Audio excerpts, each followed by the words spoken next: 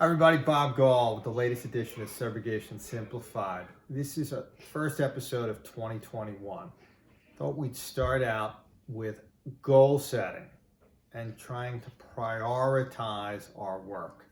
So whether you're a subrogation attorney like me or a specialist at an insurance company or a manager, we all have one main overriding objective, and that is to get the most money out of our assigned files.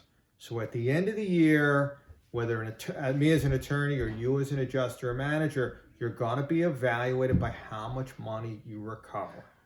Okay? So it's a fairly simple formula. We have a number of files. I said 300. We have a number of work days, and then we have a goal. And you might have more files. You might have a lower or smaller goal, but it's the same three variables: the time, the files, and at the end of the year, how much you recovered. Okay, so how the heck, if this is our goal, we have 300 files, there's 261 work days, now we're at like 240. How are we going to make sure that we get to that financial goal at the end of the year? Well, these files, these 300 files, are not all created equal. There's some really great files in there. There's some really awful files in there. So we want to make sure that we're not spending our days on the awful files. So what do we need to do? We need a tool. We need some criteria. We need to think about how we are going to spend our time. General Dwight David Eisenhower, President of the United States, leader of the Allied invasion of Normandy, used this matrix. This is how he looked at his day, his tasks, and he divided them up to important and urgent. If the task was important and urgent, he would do it. If it was not urgent, but it was still important, he would plan it. If it was not important, not urgent, he would get rid of it. Okay? Great tool. I've used it in my days. But I was trying to think about how can we tailor that to subrogation.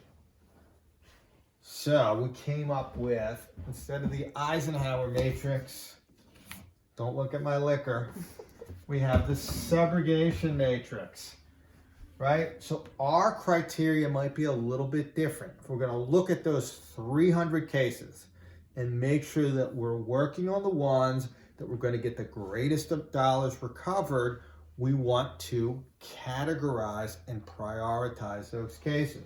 So one way that we do it at my firm is we look at the liability. Is it a great liability case or a bad liability case? Could be somewhere in between. Also, we look at dollars, right?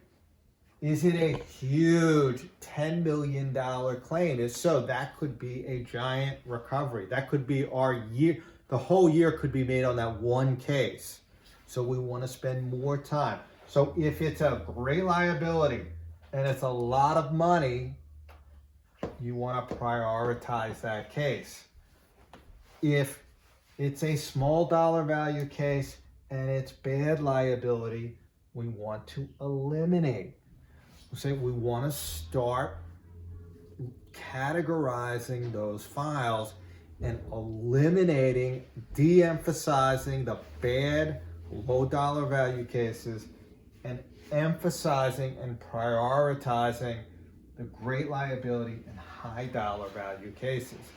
All right, that's one tactic we use at my firm. This is just to get you started. I want to hear from you how you're categorizing, organizing your caseload so that you're spending the right amount of time on the right files in a way that's going to maximize the dollars recovered at the end of the year. All right, that's it. That's all I have for you today. Send me those comments. Next week, we're going to pick up on this topic, and we're going to talk about some other tactics that we use here at our firm and that some of my clients use to make sure that they hit those year-end goals.